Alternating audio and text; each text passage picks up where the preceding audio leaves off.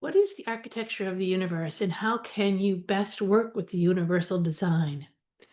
And what tools can you use to access this design for your best and your highest?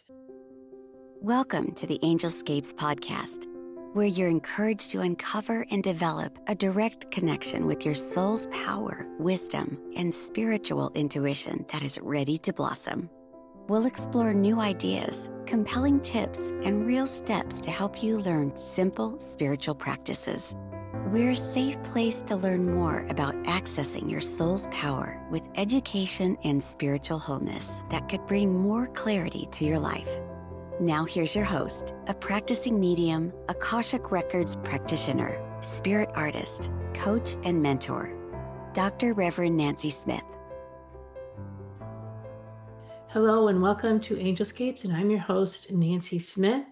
I'm your guide to living a soul-powered life, and welcome. You are invited to join my Facebook group, Soul Power Living, where we can continue to discuss what's going on in this podcast. If you have any questions, it's a great place to put them.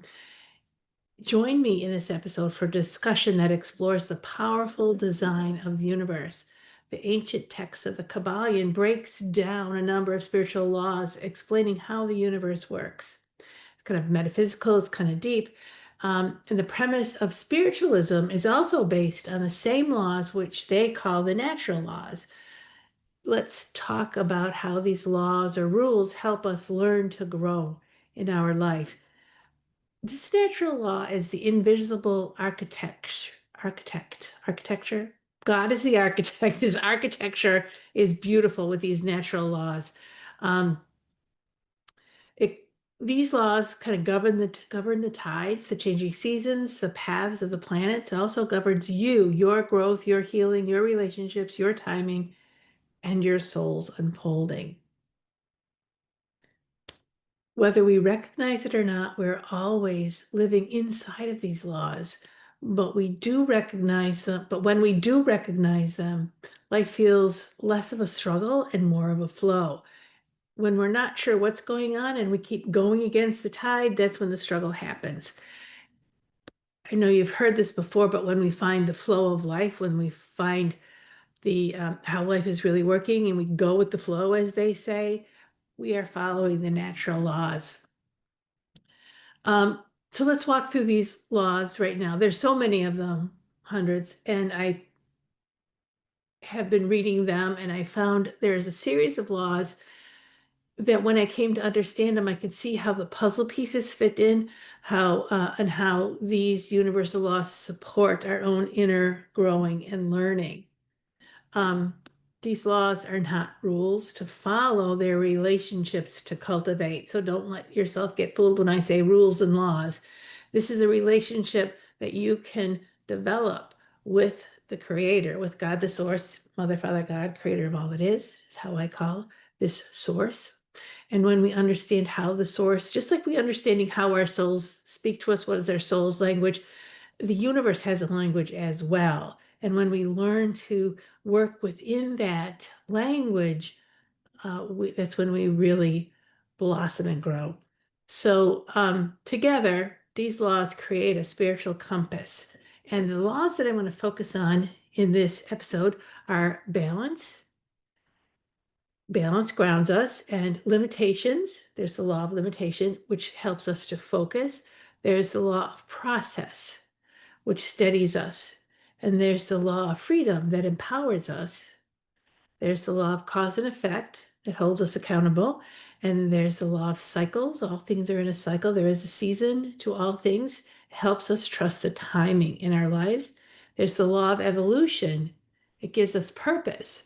Learning and growing is our purpose here in this lifetime. As we're spirits having a human experience, the evolution is so very important for us to nourish ourselves and to grow and bloom and feel that importance in life. And then the least effort, the law of least effort, teaches us grace. And that's my favorite law of all, how to do it without trying too hard. So when you align with these laws, you're not passive. You become a co-creator in your life, and you are led by wisdom instead of fear. and struggle and frustration and all the things that goes with pushing a rock uphill. So let's talk about the law of balance. It's the middle path. It's not the mediocre path. Don't get me wrong on this. Balance is not stillness. It's motion guided by harmony. If you think of a tight rope walker, they usually have a big um, piece of wood or a big balancing rod to help them go one step at a time across this tightrope. And they have to, it's all about the balance. They have to put one foot in front of the other in complete and total balance. It's an amazing, if you've ever seen one, I'm sure most of us have, it's an amazing feat to watch. Their balance isn't about freezing in place. If it was me up there, I'd be frozen to death in fear. It's about constant adjustment, and balance is about constant adjustment, understanding about flexibility. In our lives, balance helps us notice when we've tipped too far into overdoing or too far into not trying enough or too far in opinion and judgment, over giving, overthinking, or not enough of something vital in our lives. So a real life application in this balance is if you're working too much, neglecting rest, the law of balance will call you back through fatigue or resentment. Um, I love that resentment is a tool to use to say, hey, you're out of balance. It's not about the other guy, it's about you.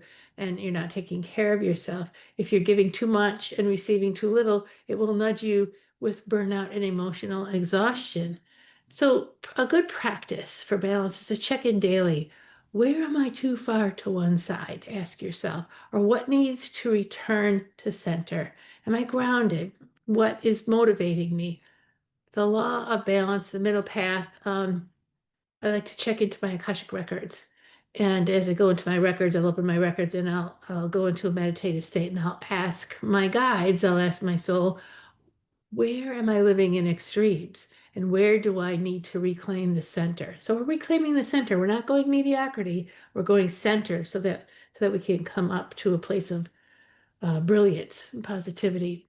So let the records show you imbalance that may be hidden within yourself, such as overgiving in relationships or undernourishing your own creativity, or being too you hold back too much, too withdrawn, and and you're not trusting yourself to move forward. That can be an issue of balance.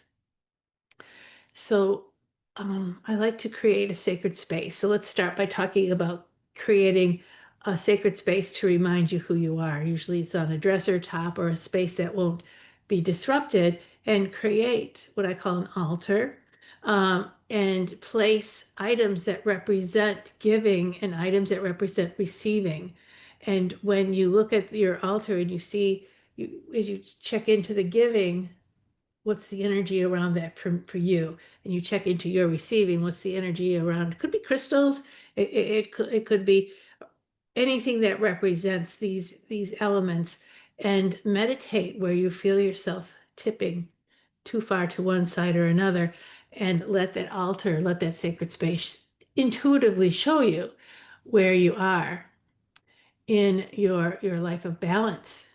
Sometimes emotions can cause us to be off balance, where we believe in an emotion and we allow it to push us in one direction or another, or other outer outside forces or other people or other people's opinions can push us off balance, can keep us off center as we try to figure out their opinions, their thoughts. Maybe they're out of balance, and when you're trying to figure out a person who's out of balance, that puts you right out of balance yourself.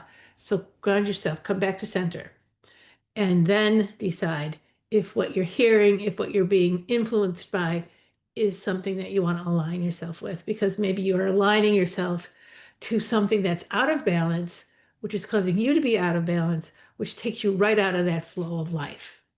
And you'll see why with the other laws, why taking yourself out of the flow of life can be so detrimental to your well-being. So the next law that I want to talk to you about is the law of limitations. Really, it's about sacred focus. Limitations are about sacred focus. And I have not liked this law. I have argued with this law. Why I want to do all these things that I can think up in my head. There's so much to do, so little time. And the law of limitations says if you want to get something done, you got to focus on things one at a time. this law is so misunderstood, and I've misunderstood it for years. Limitation isn't about restrictions, it's about refinement. When you try to do everything, you scatter your energies all over the place. But when you choose what truly matters and let the rest go, you gain power and energy within yourself to complete a thought, to complete a task, to complete a project. So the law of limitations is what brings you to a higher level. Doesn't mean that you're getting rid of everything else. It just means that you're focusing on one thing at a time until it's done. So, for example, when you want to deepen your spiritual practice, and then you want to write a book, and then you want to grow your business, and then you want to start a yoga practice, but trying to do all of them at once means none of them get the full focus that they need. So you don't thrive with any one of these. So the application is to choose one area to devote to. Sometimes you can do two areas, but you do with your relationship with balance, you need to explore how many areas can I focus on before I am out of whack, out of balance. It doesn't mean the rest disappears. I just want to come back and comfort you on that. You're honoring that these other ideas and thoughts and desires by saying not now, but soon. So you're making an appointment with these other thoughts and these other ideas for down the road. And as you invite them to wait, it's like fine wine. They begin to percolate. They begin to just change and grow and become mature. And by the time you get to those things that you have delayed, sometimes they're very rich and there's new ideas and there's new resources there that you hadn't thought of before. So using your intuition on where do I focus now is about that sacred focus in the law of limitations. So you can go into your records and ask what priorities are ready to fall away so my soul can rise. I often start my day by going into the records and asking my guides, what is the most important thing that I need to do today to address the entire picture of what I'm trying to accomplish and what I'm trying to accomplish with my soul. And I'll get sometimes a list or I'll get an intuitive hit. And sometimes it's not what I thought it was going to be. And I honor it and I follow it through, knowing full well that the list, there's a lot of responsibilities that I also have on my list. And my guides usually work with me on all those responsibilities, all those things that have been put into place. So as I'm working in the Akashic Records with my guides, I'm getting the support, I'm getting the direction, and clearing out emotional clutter, doubt, anxiety, not just physical, old commitments, unspoken obligations, unaligned goals often slip away and they're no longer necessary for me to address them, where before I thought they were so important. I'm not minimizing my responsibilities. I'm simply seeing that I made myself over busy and could not achieve the goal that I wanted to achieve. Sometimes we make ourselves over busy so we can't be successful because we're afraid of success. Think about that one. That is a soul contract right there.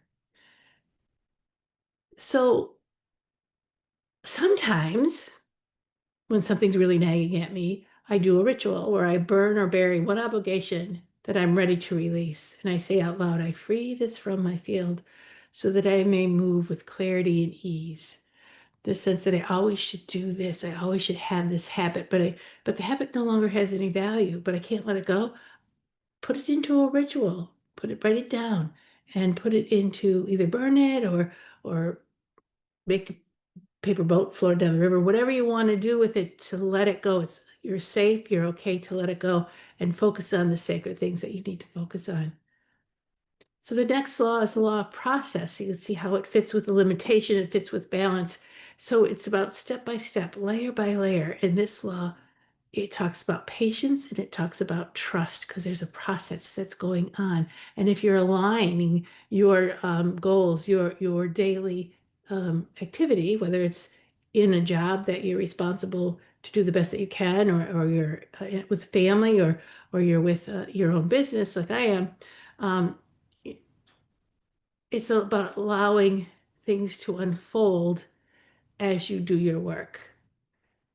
And the sacred slow burn is what you could call it, because patience is what you're learning here. And you can't make the leaves come out and the blossoms. You can't make the flower bloom any sooner. You can't pull the leaves out of the tree. You can't force the plant to grow faster out of the ground. You have to have faith and work with patience. For example, um, it- I have to say it reminds us that no lasting growth happens overnight. It happens through daily steps, daily devotions, and an example is healing from grief. It takes time. You can't wish it away. It's a process. It's a step-by-step process where you're learning to live with the thing, with the person or the place or the thing that you've lost. You're learning to find a new strength within yourself. You're learning to create a new lifestyle for yourself, because what you lost was part of your lifestyle. Another one that takes time is building confidence within yourself. So sometimes we must do things over and over again until we know, I can do this and this is mine. But did you hear the part of where I said you have to do it over and over again? And building your intuitive gifts takes time. You don't wake up the next morning saying, I'm intuitive now. You're very slowly having a relationship with your own intuition, with your own self. Or learning to trust your inner guidance is another process that you must attend to moment by moment, day to day, to let it be the strongest, this inner guidance and this intuition to be the strongest pinnacle that you can get it. None of these are one and done. Most everything in life is not one and done when it's really worth it. But process helps you move from where you are to where you're meant to be without overwhelm.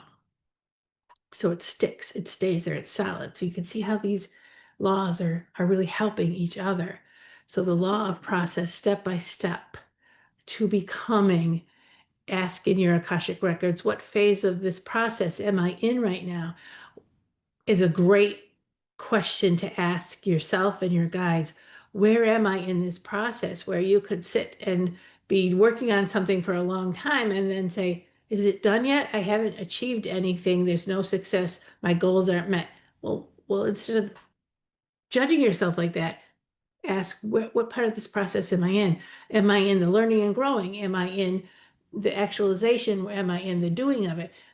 Or am I in the harvesting of it? Where are you? Do you know where you are? Um, you may be shown in your imagination a seed or a sprout or a blossom or a full tree that can help you work with where you are in your process and where the rhythm is taking you. Maybe that's a good question if you visualize things. So, am I a seed? Am I a blossom? Am I the tree? Where am I? So this is great practice to do weekly check-ins. Reflect on one small win from the week and celebrate it. And this practice will reinforce the trust in the long game. And the win needs to be realistic, not the win of, oh, got to the finish line. The win is I kept putting one foot in front of the other.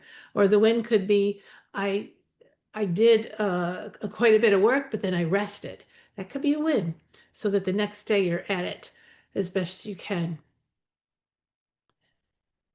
So the next law that I want to talk to you about is the law of freedom, the power to choose.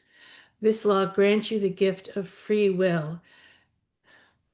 Freedom is, we think of freedom as a right. We've been growing up, and if you grow up in the United States of America or any other democratic place, freedom is my right. I have a right to be free. I have a right to have my own thoughts. But then something may shift and you may not have the freedom that you thought you did. So freedom is a responsibility. Freedom is something that must be nurtured and tended to and cared for. So this law grants you the gift of free will, but you know, as well as anybody else, that you may think you have the freedom to say whatever you want. You may think you have the right to say whatever you want, but you also have responsibility for the repercussions that happened from what you said and what you did. Do you see? So there's the law of cause and effect, which we're going to get to in a minute. You always have a choice. Even when life feels narrow and dry and sharp, you can choose how to respond. You can choose to begin again. You can choose to reclaim your power at any point. You can choose to use your imagination. You can choose to use your spiritual power. Give it a minute. Take a breath.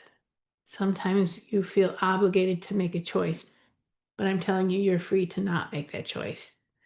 So, practice for freedom could be when you feel stuck. You can ask yourself, what is the one choice I can make today that moves me towards the life I want, the feelings that I want, the experiences that I want? So, we remind you that the law of freedom is the power of choice. And to integrate this into your Akashic records, a good question when you open your records would be to say, where am I giving away my freedom by choosing smallness? It's a great question. There's a lot of great questions. Often we don't realize how often we choose to fear or familiar habits out of comfort.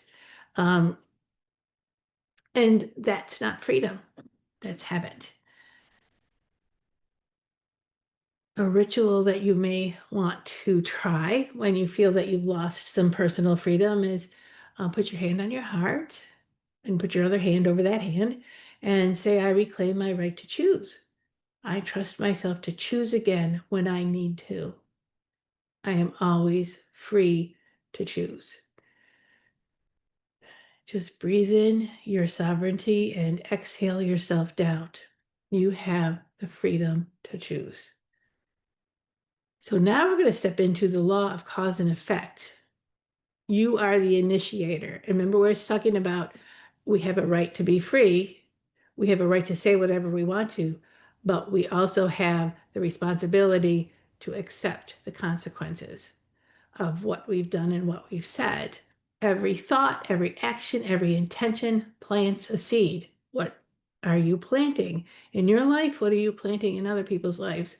This law reminds us what you send out will return back to you. And I'm telling you, lots of times it returns back to you 3 times power than where you sent it out. So heads up on that one. If you consistently put out love and generosity and honesty, these qualities build in your life and they will return back to you. And you will be able to align yourself with the love, the generosity, and the honesty. It won't be a struggle for you. It won't be a conundrum. Do I do this or do I not do this? But if you withhold, if you criticize, if you act from fear, those energies will echo back to you.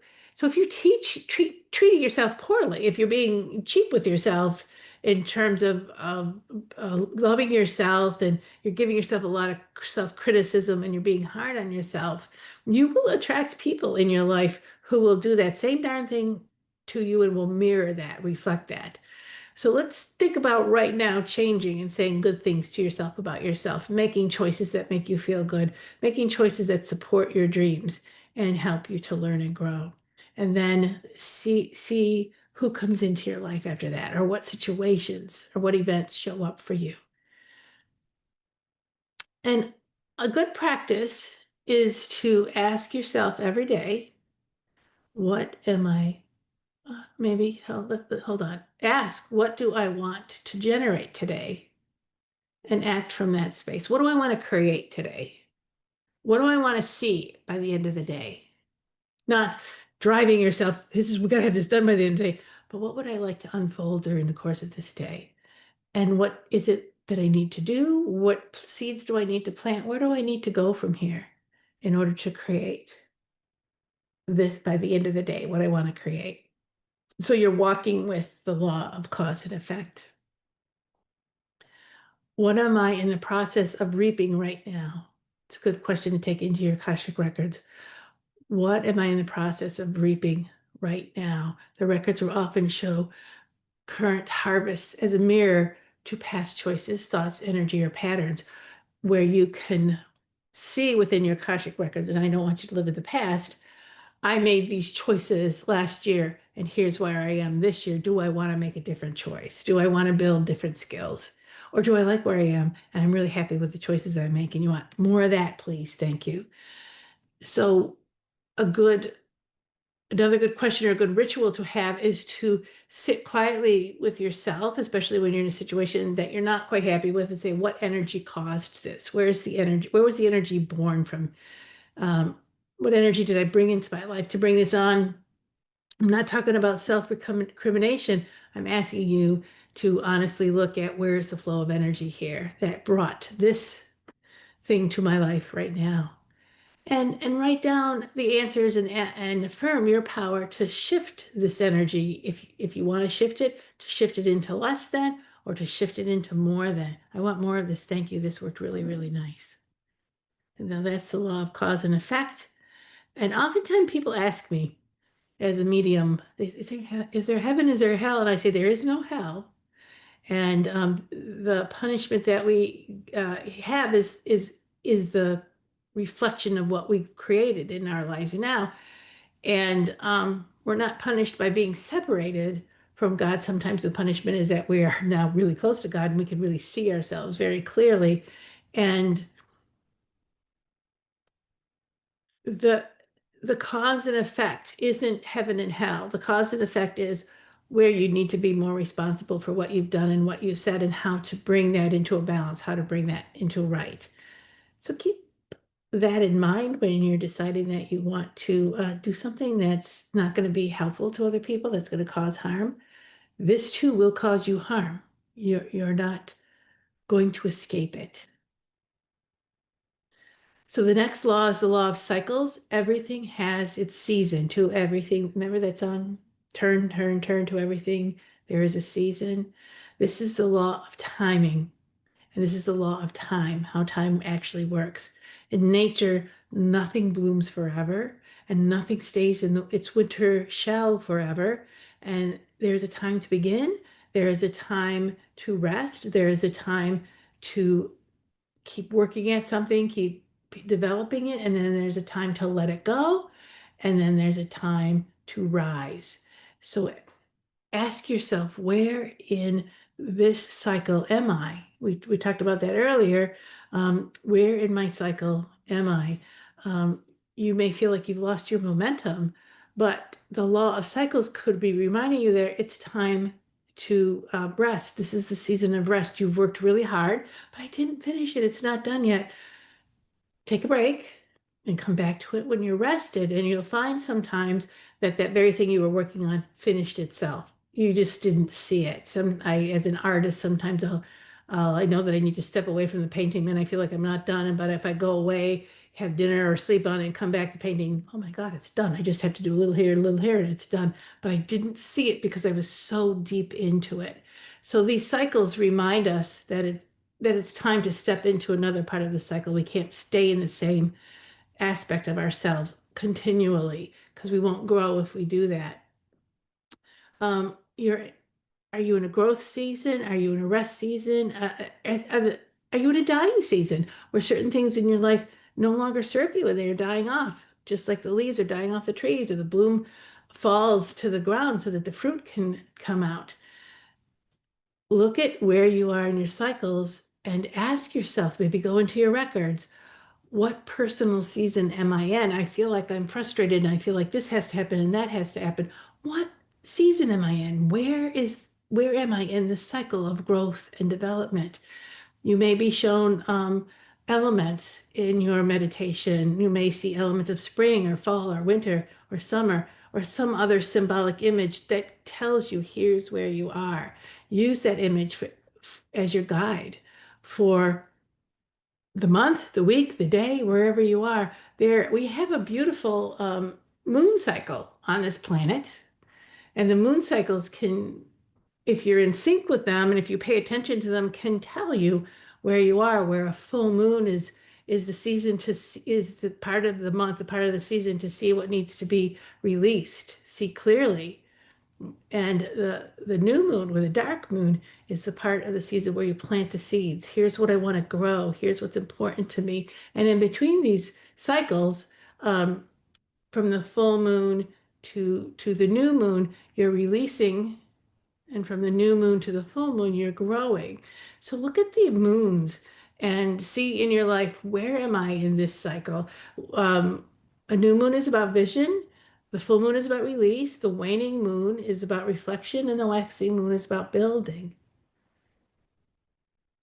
Let's have fun playing with that one. And also, you can see what sign is the moon in, and here's what I'm working on in this particular moon. Um, there's a lot of things you can do with the astrological travelings of the moon to help you know where you are in your life cycle. So the next law is the law of evolution. And before I go further with this law, I love this law of evolution. You're always becoming. I want you to remind you that I'm Nancy of Angelscapes. You can find me at angelscapes.net. I offer consulting sessions, I offer mediumship, spirit art, and I offer mentorships where I can walk you through many of these things. We can do soul contract clearing. We can do belief structure changing. We can do many blessings and healings for you to move on your way. We can check in with your loved ones and your ancestors for them to give you some wisdom about your life and where you are. And we can proving to you or showing you, I don't like the word prove, but showing to you where you can blossom, where you can grow, and where your loved ones see you now. So I hope to hear from you. Angelscapes.net. The law of evolution, you are always becoming. The law assures us that you are here to grow. There is purpose. There is always purpose in your life, no matter where you are in sequence, no matter where you are in your season. You are still growing. You are still developing. Not to be perfect, not to stay safe, but to become more fully who you are from your soul's point of view. Even your mistakes are part of your path. Even your disappointments are part of your growth and learning. Every detour that you end up on carries wisdom with you. You are not lost. You are not wasting your time. You're just in a different season than you thought you were when you feel like you're wasting your time. So the application is to understand that you need to trust the long game. When you were 5 years old, that's not who you are today. You know so much more than you did when you were 5 years old. But when you were 5 years old, maybe you had some innocence and you had some playfulness in you. You don't have to rush to evolve. You just have to stay aware. Awareness is the key to growth and learning because as you are aware, you're not going to miss much and your creativity will come on board. And that's the best place to be in awareness and creativity. So the law of evolution kind of talks about soul growth in motion and through your Akashic challenges, through your Akashic studies and asking the Akashic records questions. What soul lesson am I integrating now is a great question to ask. And you can also ask, what is my next level of growth? You're never there.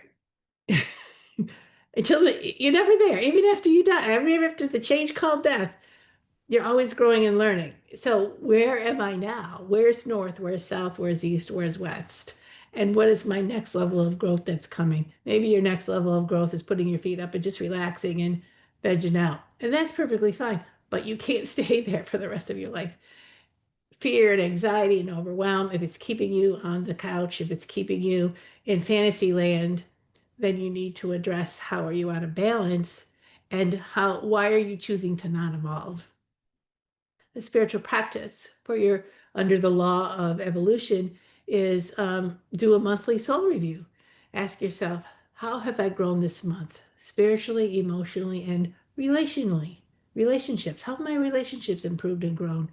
Record your insights in a dedicated journal. You could have your moon journal, your monthly journal, to say what you've achieved, where you've gone. Sometimes we feel like we failed, or sometimes we feel like we haven't made progress.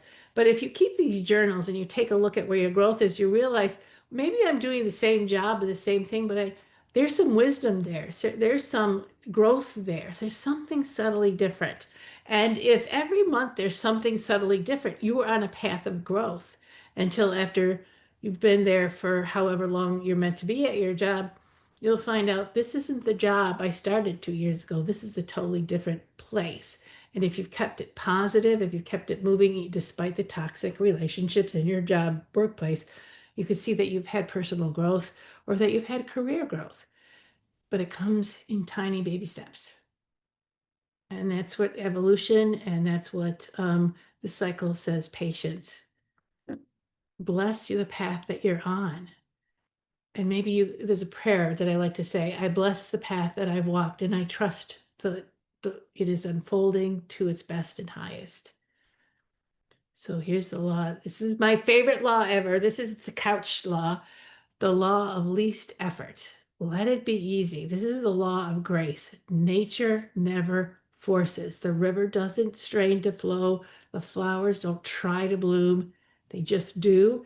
This law teaches us to stop pushing, stop proving, don't like the word prove, and striving for what already belongs to us. We just haven't unfolded. We just haven't realized it from our inner world to our outer world.